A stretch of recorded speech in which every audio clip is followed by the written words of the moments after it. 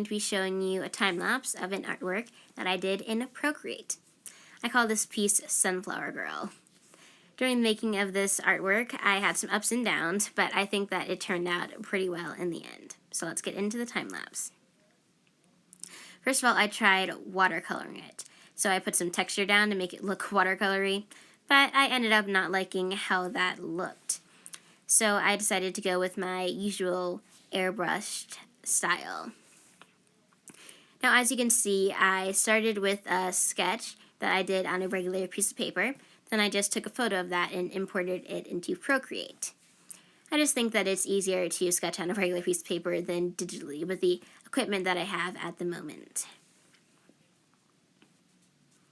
Now, this is something that I had the most trouble with during this drawing, was the hair.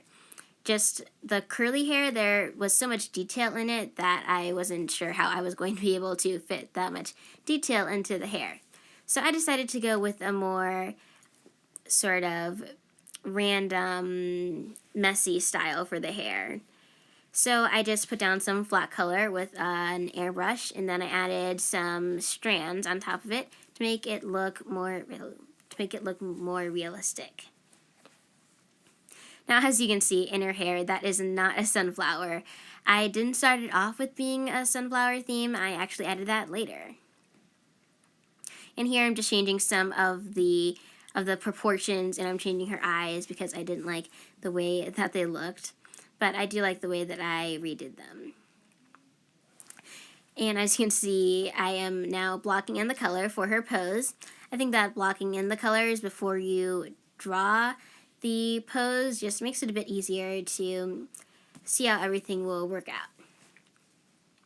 So here I'm adding some loose strands all over her hair to make it look more realistic and make the style look more messy. I'm just having it be multicolored strands to make it look more realistic. Now I'm on to the background. I ended up not keeping this background, but that is what digital drawing is all about, just trying out new techniques. And here I'm working on the dress. I had a lot of fun making this dress, adding all of the shadows and highlights for the folds and the creases. If you guys want a tutorial on how to draw clothes or dresses, then comment down below and I will try to make that video soon. So here I'm just working on adding some shading to her chest, but then I decided that I wanted to change the style of the shirt and make it a little bit higher. I really like the style that I ended up going with in the end. Now I'm just adding some of the lower part of the dress, and I tried out a few different styles until I finally decided on one style. And first I just laid in some of the shadows and the highlights, then I just smoothed it over with the smudge brush. Then I later added a cool little waist to it. And now I'm working on the sleeves.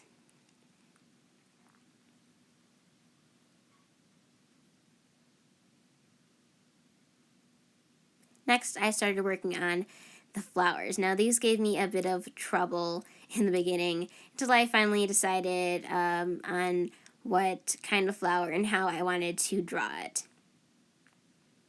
And as you can see, those are still not sunflowers, but now I'm changing them. Now I started putting in the background. I didn't go into too much detail because I knew that I was just going to blur it out later. And here I'm just adding some lighting effects. And I tried some of the light layer effects that they have in Procreate. I think that it added a really cool effect to the drawing. So I really like those layer effects in Procreate. And that is the drawing. I had a lot of fun making this drawing.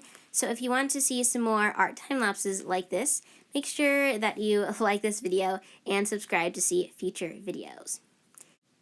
In the next few weeks, I will be recording some videos about Procreate tutorials, especially how to shade and color hair, and also a review of the Wacom Fineline 1 for Procreate and the Wacom Intuos for Procreate. If you want to make sure that you don't miss those videos, make sure that you subscribe. Bye, and thanks for watching.